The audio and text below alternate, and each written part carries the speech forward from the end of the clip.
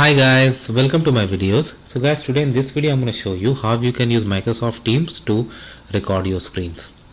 So guys, in front of you I have opened Microsoft Teams. I have just gone for a meeting. Okay, so you don't need to have any participant because basically this is just like recording the meeting.